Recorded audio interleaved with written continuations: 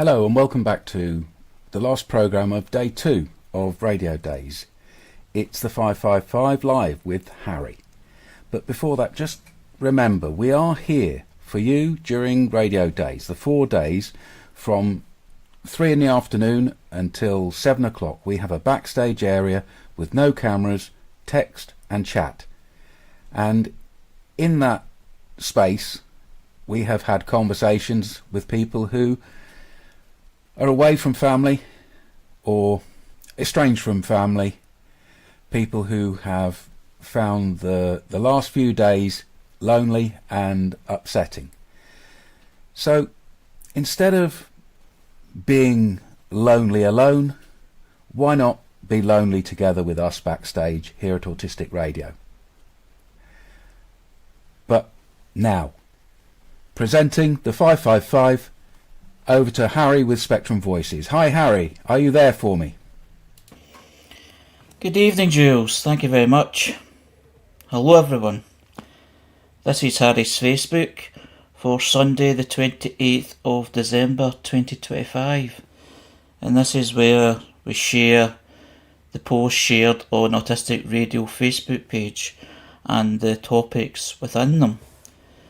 And the first post is from Jordan James, the autistic photographer. Described as a public figure.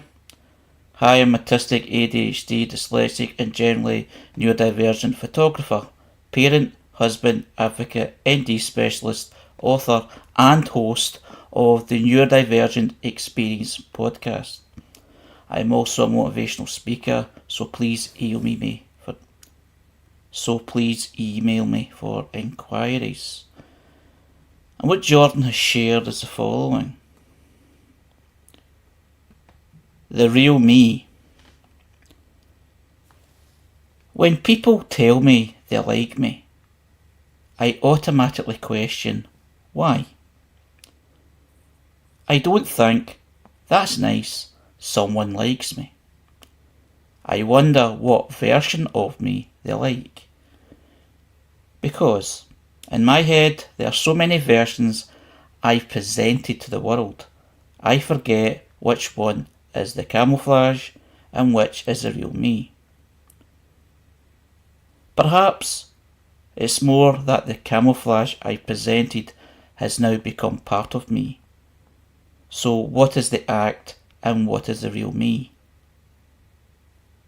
Maybe there isn't a real me. Maybe whatever version I choose to share with someone is the real me. When I am that person, so I'm multiple people to multiple people. Maybe to one person I'm witty and charming. To another I'm cold and distant. To another I'm rude and overly opinionated. To another I'm intelligent and well-mannered. I think it's very human to have many faces, especially when navigating professional environments and people. I believe the difference for me as a neurodivergent person is that every day I'm attempting to be a version of me that will fit in, mostly due to a chronic fear of rejection and past ostracization. It is like doing a show without ever having a break, unless I'm at home, by myself and lost in a video game story. But then again, even this is being someone else completely, so who knows if I'll ever know the real me. What I do know is I have lots of family and friends who love me, and whatever version of me they love. I need to accept that their love is unquestionable and I need to accept it. Perhaps being a late discovered neurodivergent adult just means never knowing who I would have been if I'd learnt to love myself earlier, and learning to love who I am now, whatever version of me that is. That is the only way I'll ever be truly happy. On this page, I've always tried to be as honest and real as possible. But even here, I've had to camouflage myself due to the toxic nature of social media. I'm as real as I can be without harming my mental health. What's people's thoughts? Wow, Harry. I think it's this time of year, isn't it? Somebody's put it all together about how they're feeling at the moment. I just want to say the one thing, and it's about the toxic social media world. I don't take part in that except when you show me this safe page that you arrange for us here at Autistic Radio.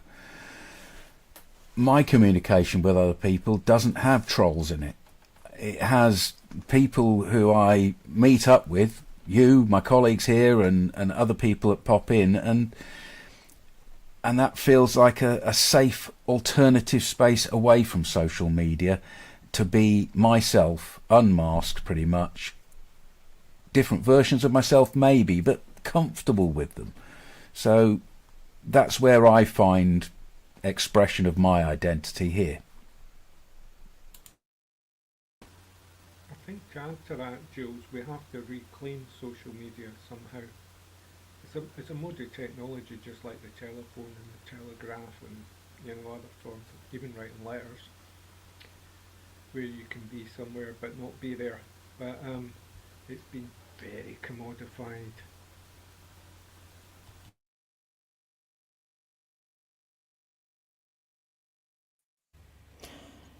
Robbie says in the text, "The only time I am is real.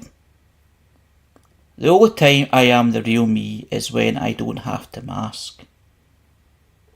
I think it is also about accepting not everyone will like me."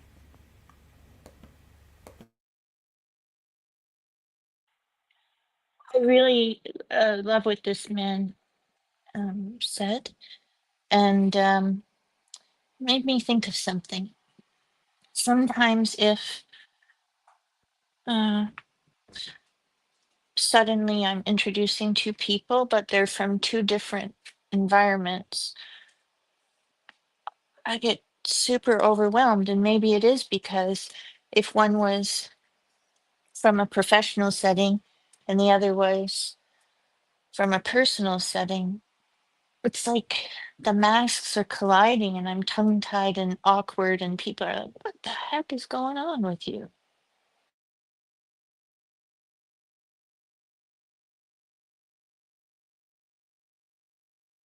Or at least I imagine they are. Wasn't there a hit record once? Who Can I Be Now? Was it that Australian band? I can't remember. Work.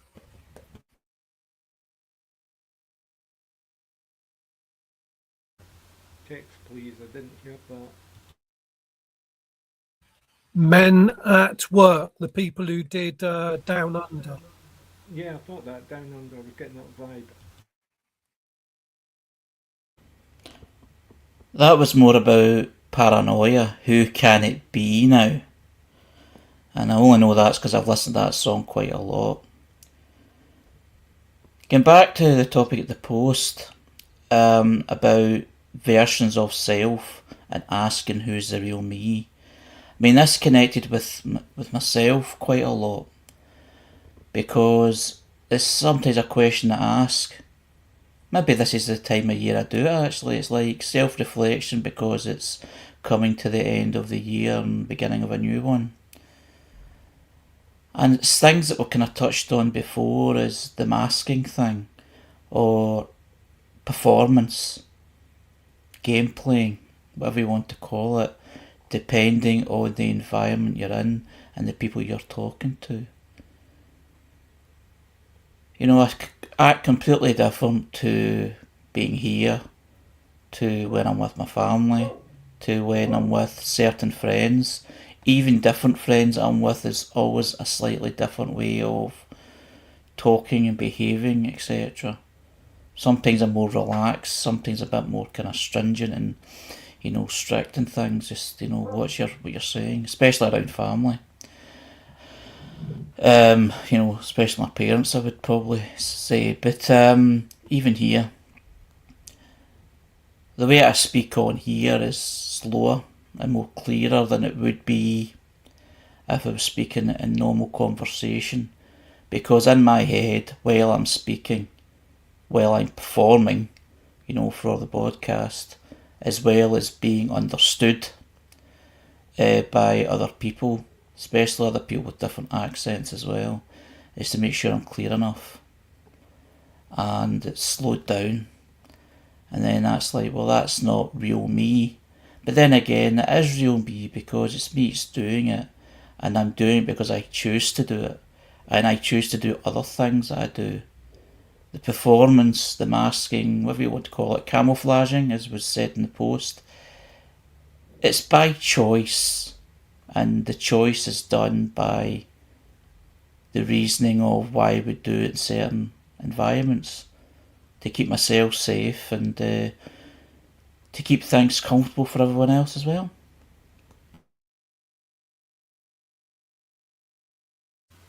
Yeah, That's a very good point. I just will say one thing quickly though. Back to the meaning of the song and paranoia.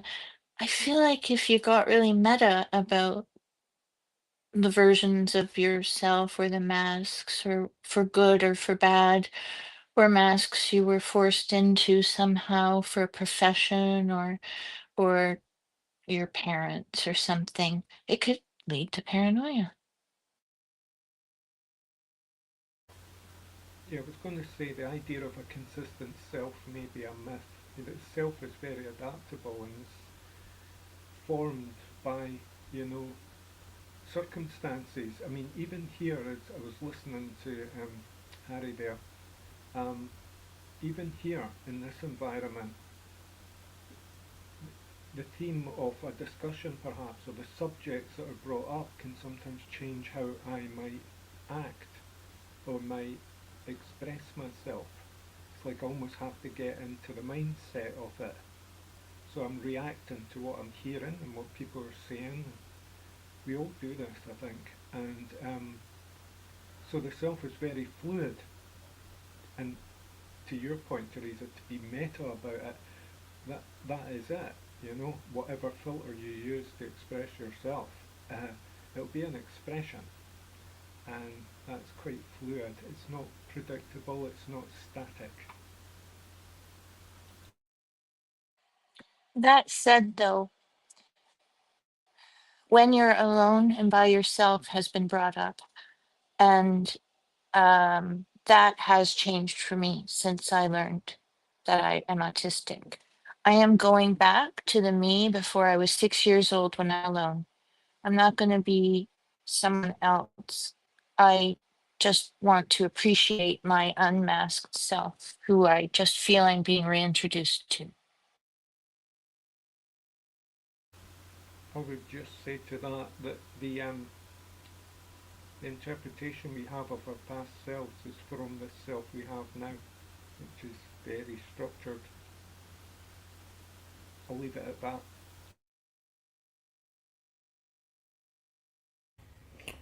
What Robbie's added in the text is, I avoid places where I'm expected to mask. And Robbie's kind of mentioned this many times before, as if he has to mask, has to change who he is. He feels it's not worth the effort to be in that environment. And that's me taken from the text that's been shared, and also discussion and experiences that Robbie shared in the past.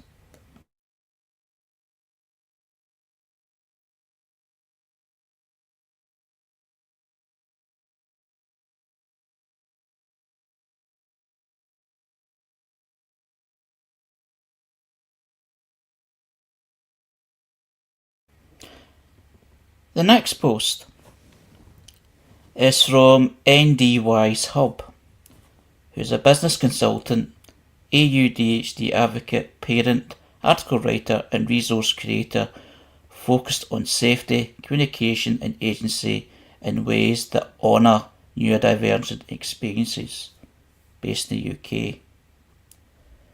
And they've shared the following. I've just finished reading Emma's book, But We Are a Little Autistic. I've just finished reading the book, But We're a Little Bit Autistic, Aren't We? A book by Emma Delmain. Emma writes from lived experience and that grounding matters.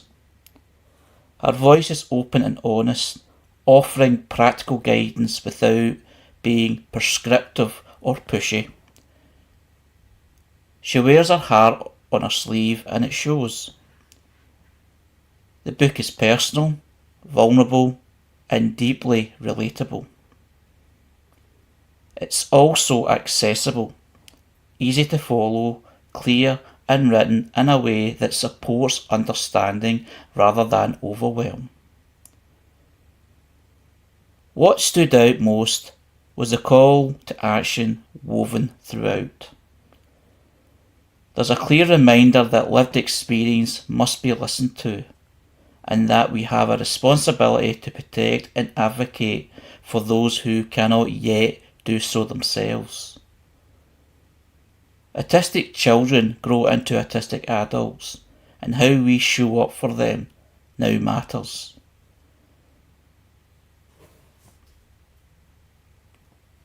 What's your thoughts?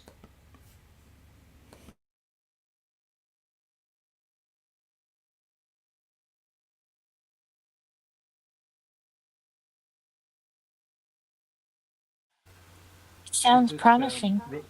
is this about authenticity? It reminds me of what Robbie was saying about listening to the experiences of the autistic person.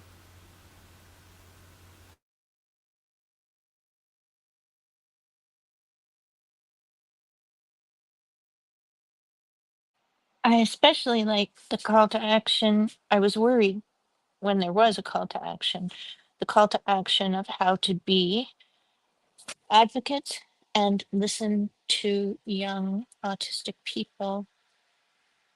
If you find one in your life, I think we are the best people to listen to them.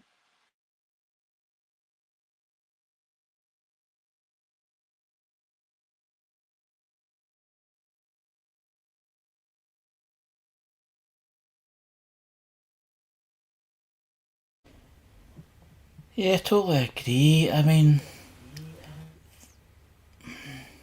yeah, I totally agree. There's a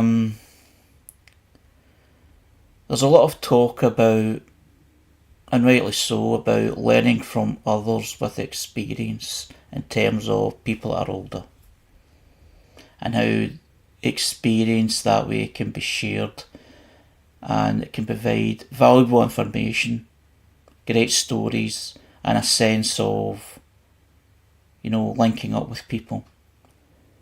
And the reverse is the same in terms of age, that younger autistic people, can talk about their experiences of them growing up and how things have maybe progressed or been a little bit different. And then it can be a sort of link in between the two. Because we can all learn from each other, not just about autism, but, basically a lot of things, everything, if we want to kind of make it universal. So it's nice that things like this can come together and basically demonstrate that there's always something new to learn, and there's always something new progressively to learn.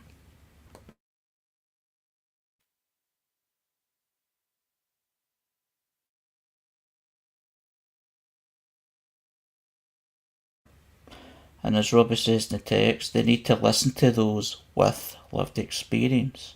And that needs to be repeated time and time again.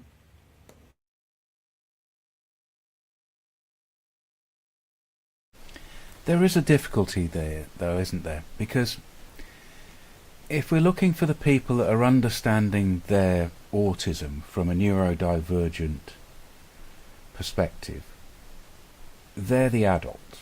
They're the people who have, possibly the younger generation, have experienced the concepts, and now they're adults. How do they then speak backwards? Most generations are separated into silos.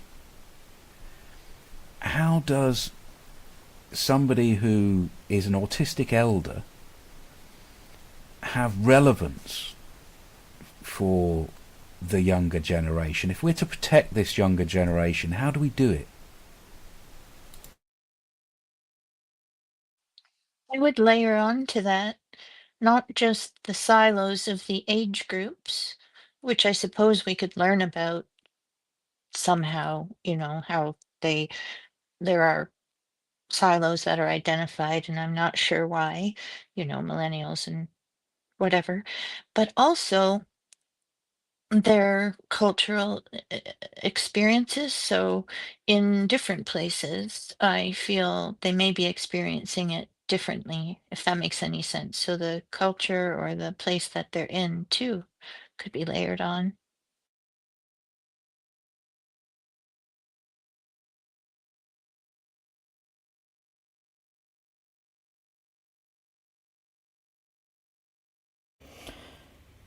Yeah, there's people in the text saying about meeting him halfway. We were all children once, have a common tongue.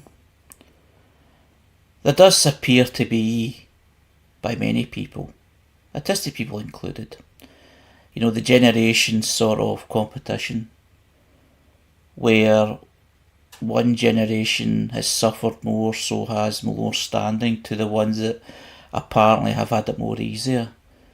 That seems to be a lot in conversation, but a lot in social media, which does become a poisoned kind of chalice in many ways, for competition and rage bait and all that. So it's breaking through that, and conversations won't always be easy, but it certainly can be done, because certainly in my position, being middle-aged, it'd be great to learn from younger people in comparison to what their experience is as being, for instance, autistic children and adolescents in comparison to mine. I was an adolescent, 25, 26 years ago, so I think it's only 28. So it's such a long gap, so it's just, because the thing you definitely want to feel, or I definitely want to feel, is that progress is being made. Sometimes there's not progress being made, it's just things are happening in a different way, but not always in a good way. Especially with technology and advancements that we've had, doesn't mean things are always good, but there's certainly potential for things to be progressive.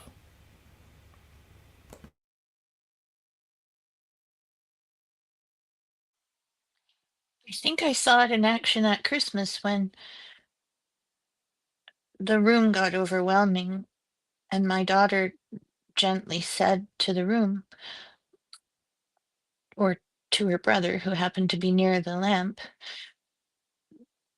"There's a lot of sensory input in here right now. Do you think you could turn that lamp off?" It sounds simple, but I don't feel like somebody in my generation would have said that.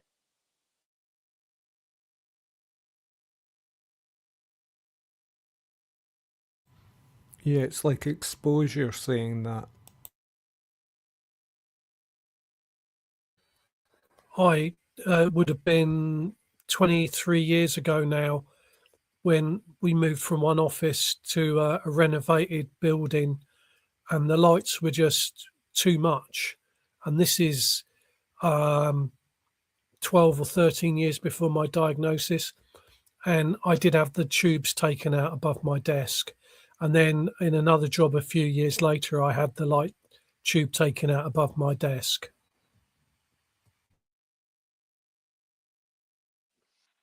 I was in a workplace where, because it was the department in a newspaper where we were building the internet, version of the newspaper. There were a lot of neurodivergent people, and I don't think we knew it about ourselves or people necessarily knew it, but I feel like it was highly tolerated because the employers knew they had to keep us.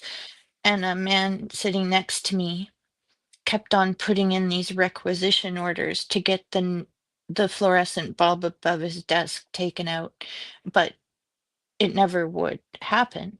And so one day, like a hero, like a Norma Ray, he stood on his desk and took it out, like you, GR. And then there was another guy like that who sat near this, I think the northwest corner of the open space. And he sent an email to all, because back then you didn't know you shouldn't send it to the entire company, about how every day at approximately 3:31, which is a correct way of saying it because tomorrow it will be a different time, the sun pierced him in the eye. And I have never forgotten that.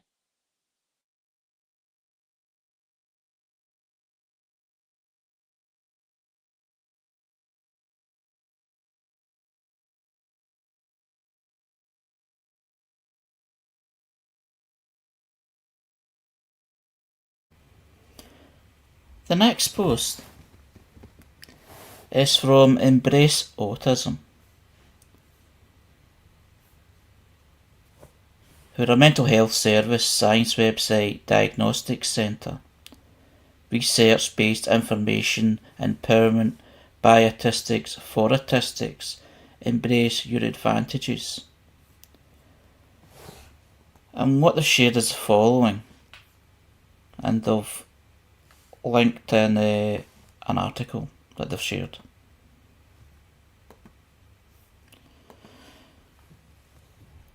You might have seen terms like neurotypical and neurodivergent in autism literature. If not, you certainly will on this website. But what do these terms mean? And the article they've shared is written by Martin Silverton, which is talking about neurotypical and neurodivergent, which was originally published August 13th, 2018 and updated in March 2023. And it's quite short, so I'll go through it. You might have seen terms like neurotypical and neurodivergent in the autism literature. If not, you certainly will on this website. But what do these terms mean? Neurovariance.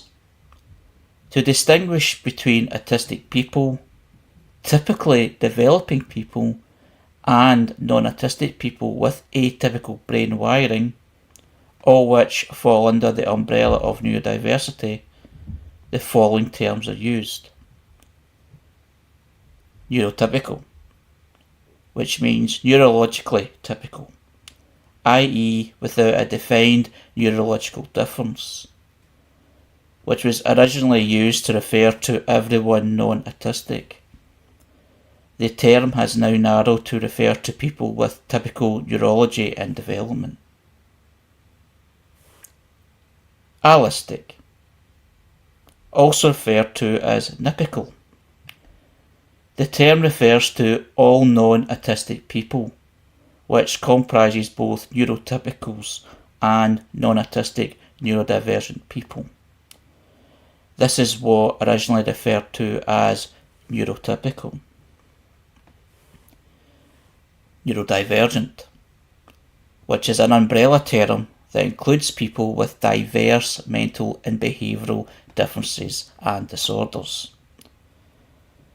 The term refers to individuals with mood disorders, anxiety disorders, dissociative disorders, psychotic disorders, personality disorders, neurodevelopmental disorders, and eating disorders. Do note that the term disorder is very questionable in some cases. In the hierarchy, and it shows an Euler diagram as well. And it says, have a look at the Euler diagram below for a visualization of what these terms encompass. Have a look at the Euler diagram below for a visualization of what these terms encompass and with which terms they overlap. And it goes through the typical neurology, non-autistic, neurodiversity and atypical neurology. Also note that neurodiversity refers to a larger group of people, and so a single individual cannot be neurodiverse. Rather, they would be called neurodivergent, as you can see in the diagram. The use of terms. A lot of people, admittedly myself included in the past, have been using the term neurotypical incorrectly to refer to non-autistics. But it's probably better to make a distinction between those without autism and those without any neurodivergence to speak of. If we're discussing people who are not autistic but may or may not be neurodivergent, including, for example, people with ADHD, then the correct term to use is allistic or nypical. In context, particularly in scientific studies, it can be beneficial to have a pure control group, where autistic people can be compared with people that have been verified not to have any type of neurodivergence. In this case, you would have a neurotypical control group. On the other hand, you may want an impure control group if you want to compare autism with the general population, in which the control group would have to be a large, selectly randomised sample. In this case, you would have an allistic control group. In many research papers, you will find the term typically developing, TD. Disclaimer. In our posts, we will refrain from using allistic and nypical, as these terms have not reached sufficient popularity for efficient use. We feel it would become obtrusive to explain the terms in each post in which they are used. But we will use neurotypical and non-autistic when appropriate, and may at times use the term neurodivergent. It may occur at times, however, that we will use the term non-autistic where technically neurotypical is meant, as not all the research on which we base on our posts use the terms in their appropriate context, and we cannot always verify which of the terms the researchers intended. Although less likely, it may also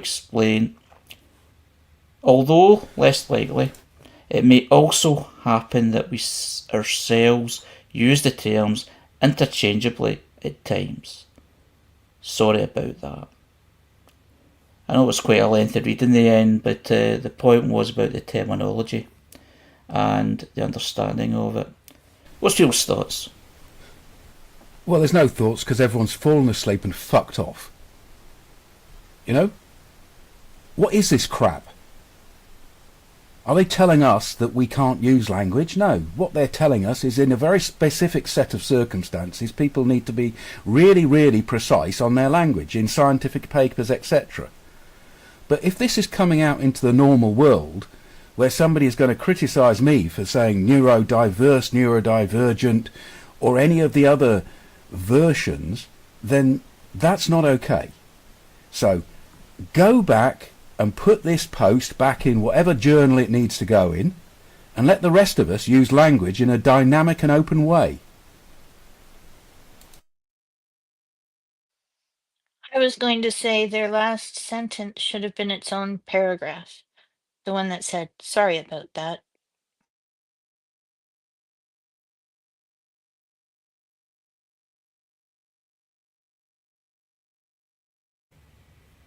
What it appears to be, when I was sharing it and reading through it, was it was thinking about language and terminology too much. It was getting in too deep.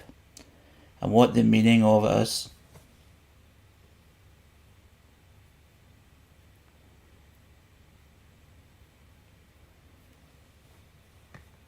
I feel as though it would change the very next day, or the moment you posted, it would be obsolete, like some sort of manual or bureaucratic thing.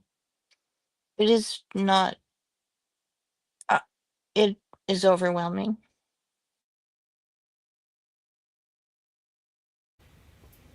To be clear here, why this was shared and why it's been discussed is because it's overthinking of terminology which may confuse people, and even the people sharing it may be confused themselves.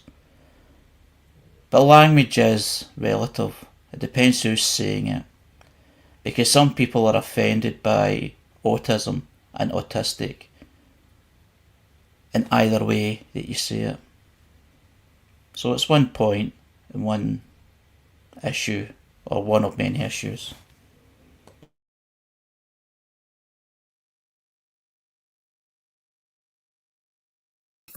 The only problem I have with a lot of language, like when I say autism, is people stop listening and start making assumptions.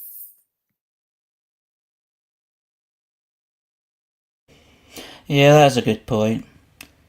Once we get into too much of this, it's assumptions that begin to get made, or people make assumptions anyway, as you've already explained many times, Robbie, that when you say autism, assumptions are made and misunderstandings, or maybe it's not even misunderstanding, it's just that they use it to weaponise what you've told them, which is being shared in many other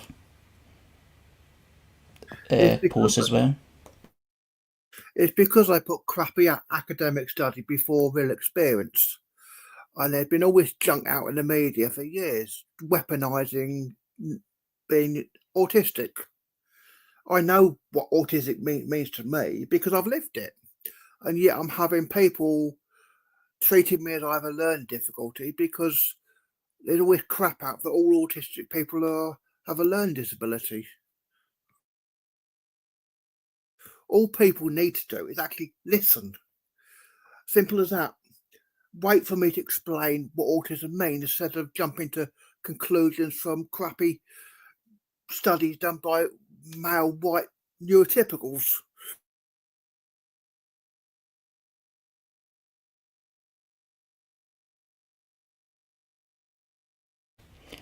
The next post is from the attack. The next post is from the Actually Autistic Coach, who's a personal coach. I empower my fellow autistic people by working to uncover and unmask revealing our best selves. And they've shared the following. Autistic futurism isn't about including us in the future. It's about imagining futures that only make sense because autistic people are in them. Different rhythms, different values, different ways of knowing. Not cured, not managed, not normalised. Alive. Truly alive. On our terms. What's people's thoughts?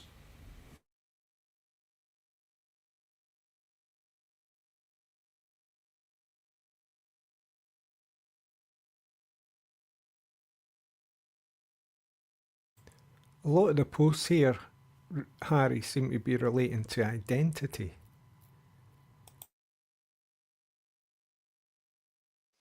Or identifying.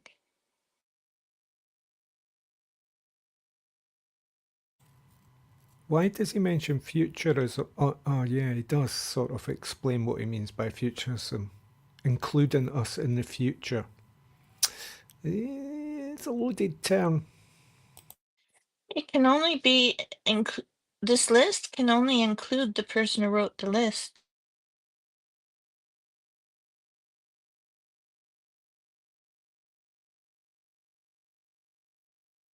And the list before was made by a bureaucracy.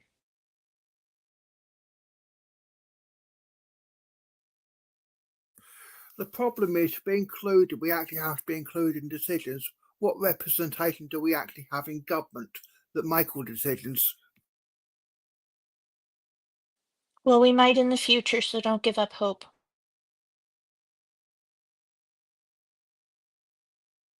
The first thing we would do is burn all of these terms. I If I'm think being fair, I actually, can see. Oh, carry on, Jules. I'm happy to give way to you, Ray. I was going to say, if I'm being fair, people who post like this are actually attempting something. They're trying to do something for themselves, and they want to include us in it. Their use of the word us is maybe, a bit careless. But anyway, everything there, you can kind of identify with a lot of the words. But I think this is like a reaching out. This is like a, here I am, I'm saying this, respond. If you see what I mean. There's a Labour MP called Kat Eccles who has autism and stood up for Autism Awareness Week. So that's another one we can pencil in for an interview.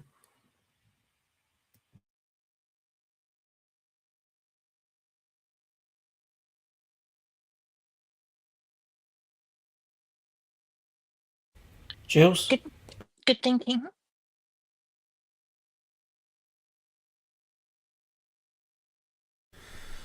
It's okay, I'll pass. Cheetah, sorry. This second one, I think Ray's right. He's putting his list together more to start a conversation, and maybe I was harsh just because I was looking at it after the overwhelming one before it.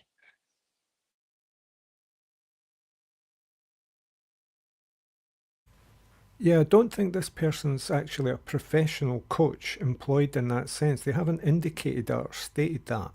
I think it's, when we mask, we mask. We take on roles. And, one of them, if you're going to be an activist or advocate in the paradigm, the neurodivergent paradigm, you sort of like maybe want to be a coach.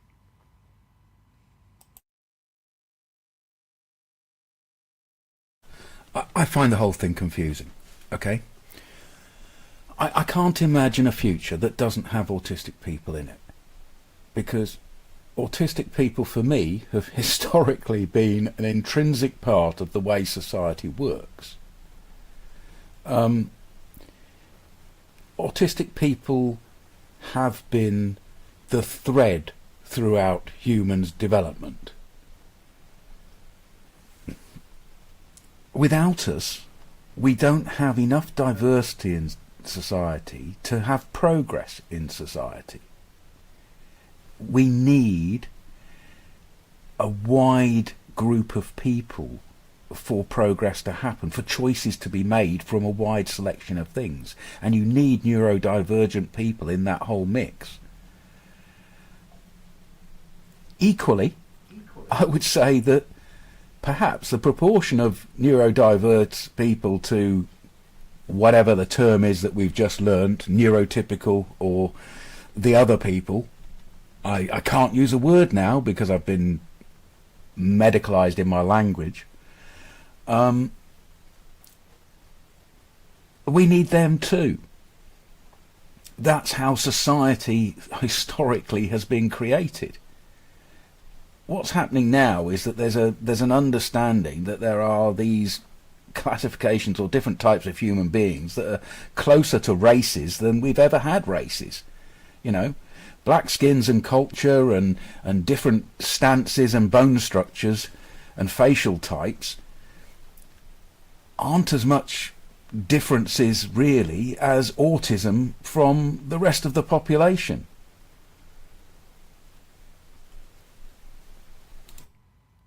Don't you feel these identities already look dated? I've got this feeling that we've been through a decade of identity politics, and it's on the wane now.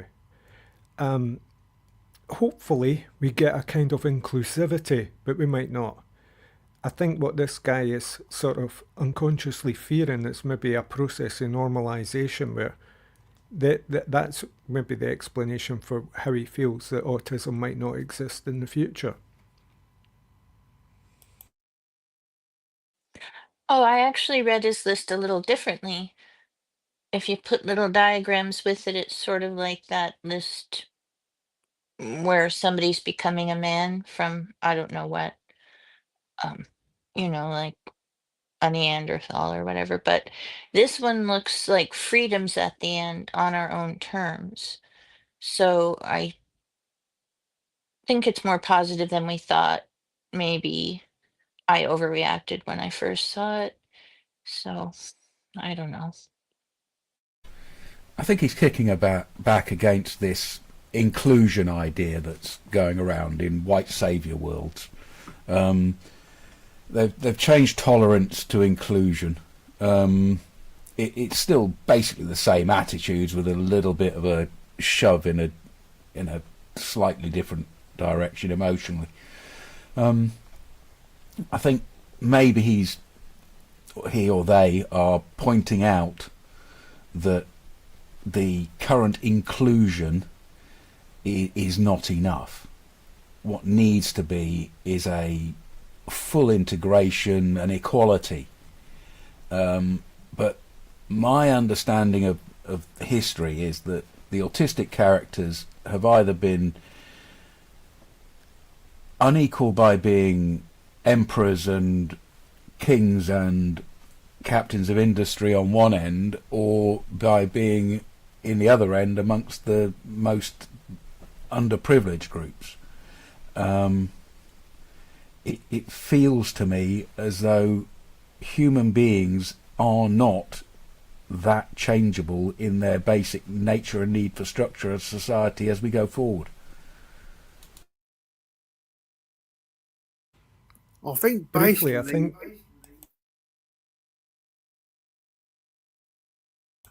Go on, Robbie.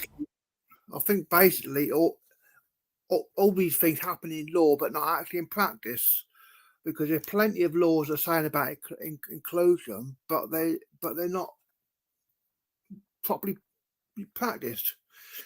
The Care Act is about supporting me in to live the life that I want, but it doesn't happen in practice.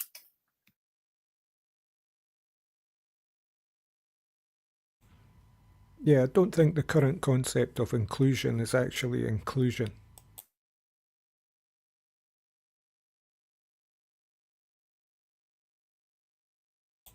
Or to be more accurate, inclusive.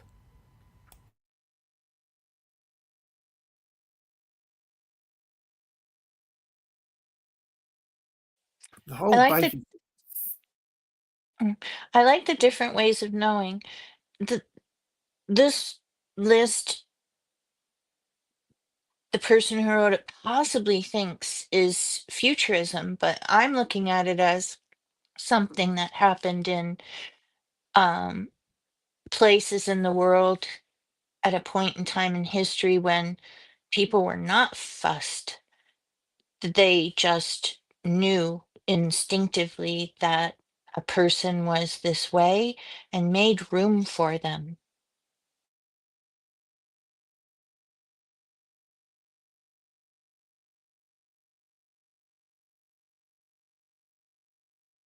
I would think a lot is probably developed with the development of capitalism, where a person's value was decided on how much use they were to the privileged. Yeah, but when it was this more ancient kind of society, not long before that, where somebody, I've said this weird thing before, but you can imagine they might have been a shepherd or uh, a seer or a wise man or woman, a witch, who knows, but they would have had a place.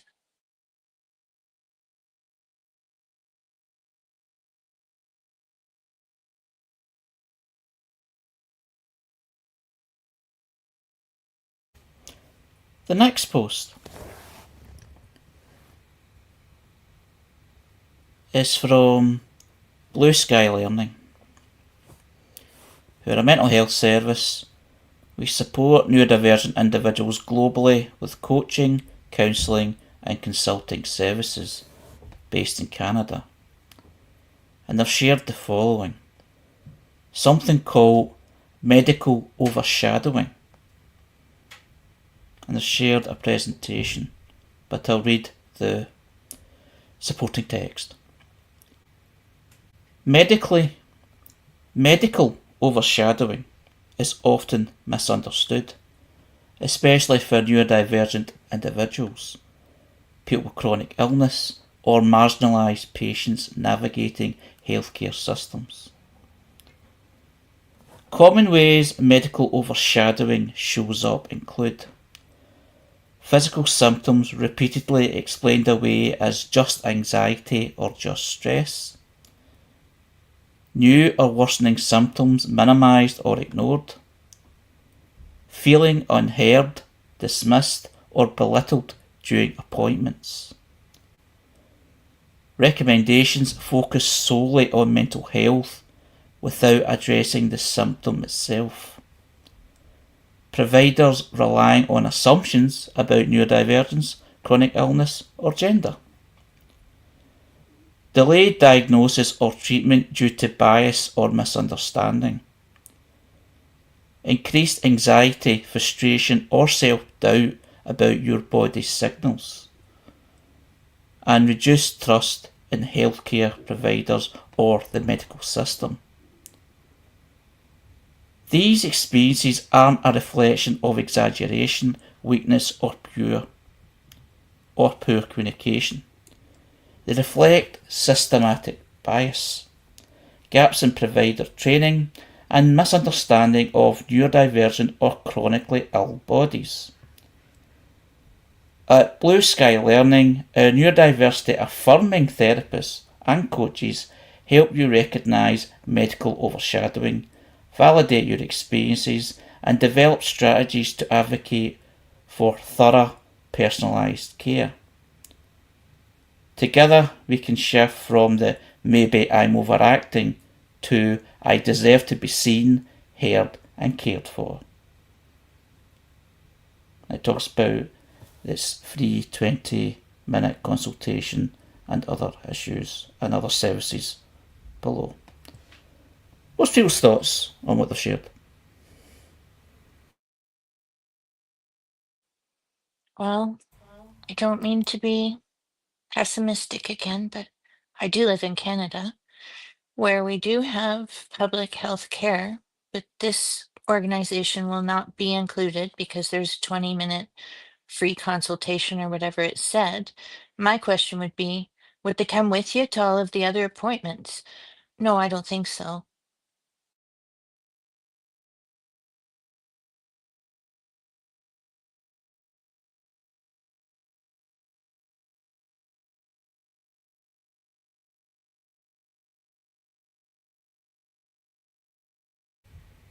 So all of this might be true, but it's just a hook to get you to come to their counseling.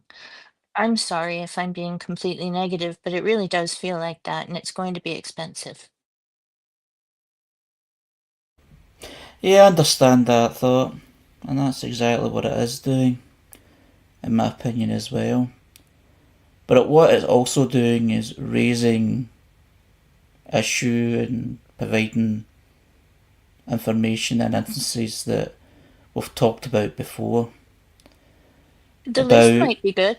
The list they've given might be good, like to keep in mind, though. Yeah, what the list is doing is, in my mind, it's providing examples of how people are treated. Because I know what it's like to be treated as neurodivergent in, the National Health Service, in the UK and Scotland. And feeling that you may not be taken as seriously as you should be. And not just that, but feeling the lacking confidence of the communication to actually give to a doctor, a GP, who can only see you for 10 to 15 minutes and feeling under pressure to script things and write things down to make sure that the right process is made and the right care is administered. And that's just thinking of self. And I've been in many situations where I felt there was something wrong and I felt it could be serious. And even though it turns out not to be as bad as it was, it's just that sort of apprehension of having to explain how I feel, because only you can, and I mean, they can only go by what you tell them in the first instance anyway.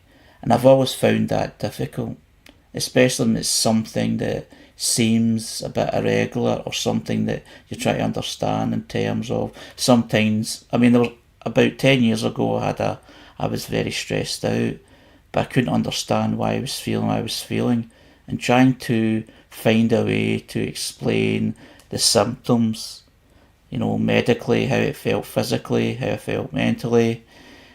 It was just such a rehearsal. And when you're stressed out already and you're feeling ill already, it just doesn't feel helpful. I know the world isn't a simple place, but that's how it relates to me. I really hear that, Harry. And I understand why all of these different posts that you've shared today have relevance to what we're doing here. I also agree with what Teresa's saying, and I feel cynical like her. This is a huge medical company that has a lot of staff. They have a program, and their program is to make their staff neuroaffirming. So it's a corporate structure, and they're using all of this wonderful wording that we are now ironically piggybacking on to bring up your feelings and such like. They have got that as part of their slick selling machine right up front. None of us know the reality behind this, and none of us have really defined what neuroaffirming therapy is. What we know is that this is a company that pays its executives well and its therapists well, and we are the people who pay for it. It would be great if the training and learning they provided was given to the people, the healthcare professionals, or the government, people who make decisions about care, which is similar in Canada to the UK. You see, because I guess that's a marketing thing to put that list together and to say all these things that are true, and we read them and we identify with them, and they think, yeah, but I don't think I want to go and be paying for them to teach me how to deal with this. I think it would be much more powerful if the organizations paid to put the providers through this training. The only useful support I've had mental health wise is when I paid for it. Everything else I've had for the mental health service has been crap, harmful, and really damaged me. So I'm happy to pay for support, because when it comes down to it, whoever pays the piper calls the tune.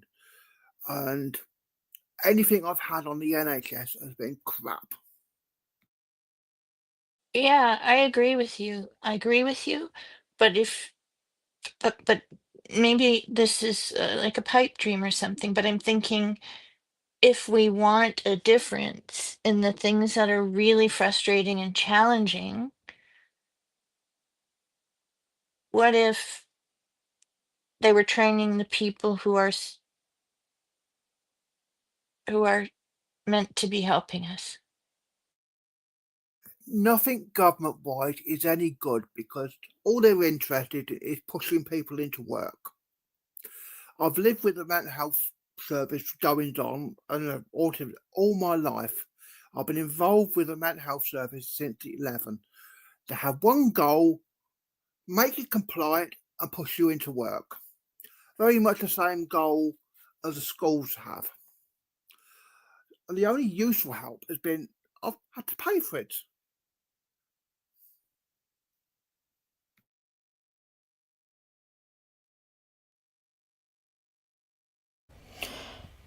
Well, thanks everyone. That was a good discussion tonight. And thanks for people who have posted. And thanks for people who have shared these posts that have created discussion for tonight also. So this is Harry's Facebook for Sunday the 28th of December 2025, which is part of the Spectrum Voices conversation, which normally is every Sunday 5:55pm to 7pm UK time. But we're also doing it as part of Autistic Radio Days. So thank you once again, and I'll hand over to Jules. Yes, that's right, Harry. We're here all of the 4 radio days. So there's 2 more of these programmes for the 29th and 30th. Harry is here every Sunday, and the Facebook page is autisticradio.com.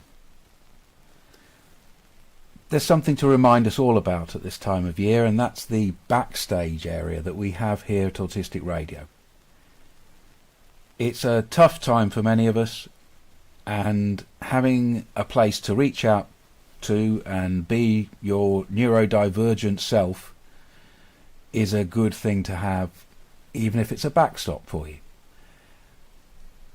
autisticradio.com/backstage will lead you to 4-hour sessions over the next couple of days, and we'd welcome you should you want to hang out with us or text with us or speak with us. Stay safe.